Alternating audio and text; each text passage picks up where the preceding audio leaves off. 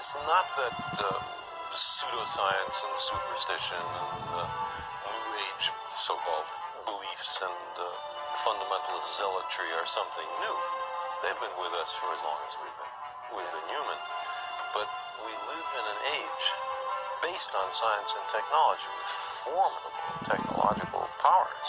Science and technology are propelling us forward at accelerating rates. That's right. And if we don't understand it, by we, I mean the general public, if it's something that, oh, I'm not good at that, I don't know anything about it, then who is making all the decisions about science and technology that are going to determine what kind of future our children live in?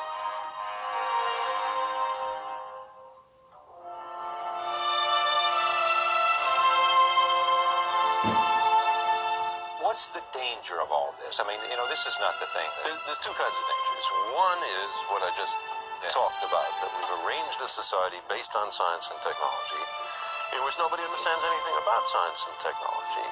And this combustible mixture of ignorance and power, sooner or later, is going to blow up in our faces.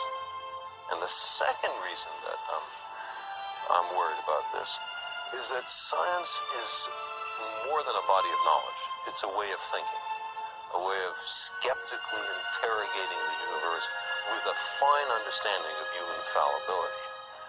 If we are not able to ask skeptical questions, to interrogate those who tell us that something is true, to be skeptical of those in authority, then we're up for grabs for the next charlatan, political or religious, who comes ambling along.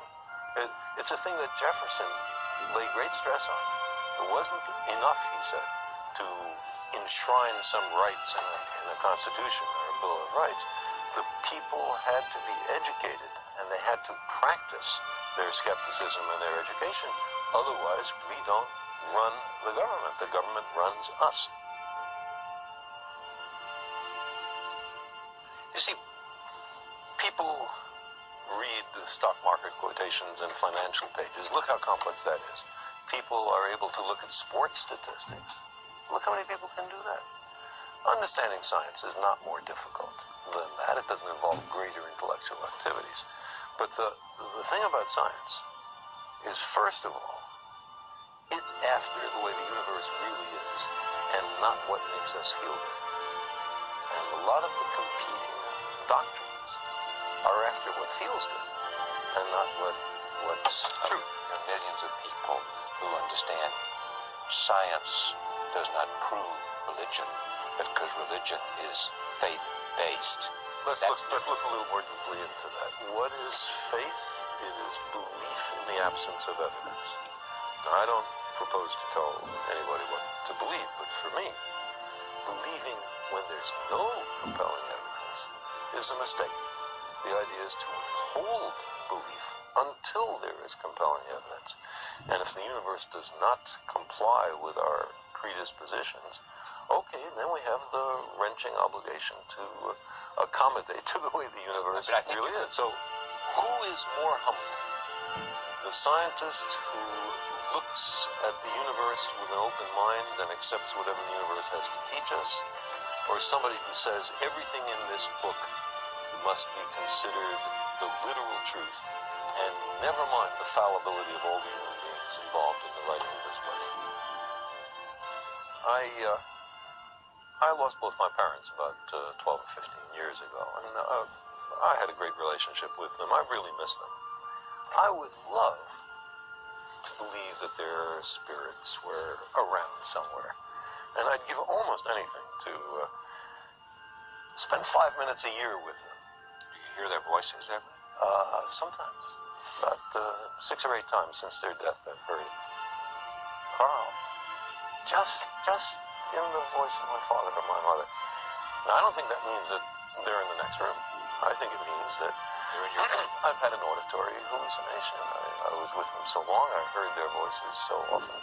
Why shouldn't I be able to make a vivid recollection of them?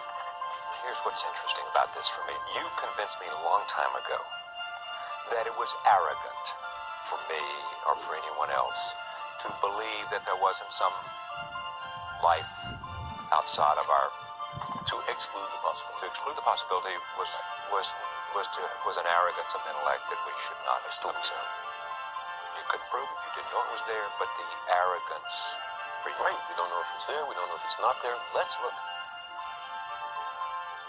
And if you take that, why can't you say there's a lot we don't know? There's a lot of power there that we don't know. There's a lot we don't know.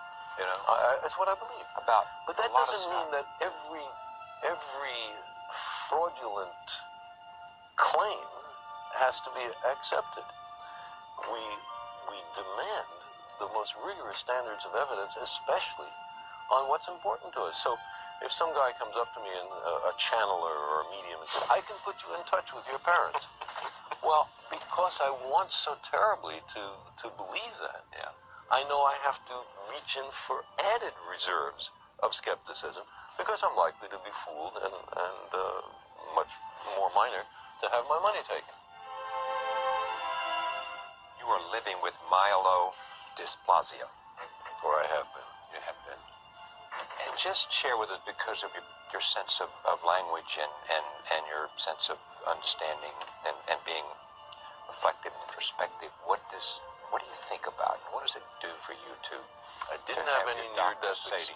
I didn't have any near-death experiences. I didn't have a religious conversion, but I thought about what it would be like to die. Certainly, what it would be like for my family, and I didn't much think about what it would be like for me because I don't think it's likely there's anything that you think about after you're dead. That's it. Huh? Yeah, long dreamless sleep. I'd love to believe the opposite, but I don't know of any evidence. But one thing that it has done is to enhance my sense of appreciation for the beauty of life and of the universe and the sheer joy of being alive. You had a healthy portion of that before this, but even you, it happens to you. Oh, there's no question. No question. Every moment, every inanimate object, to say nothing of the exquisite complexity of living beings. You imagine missing it all, and suddenly it's so much more precious.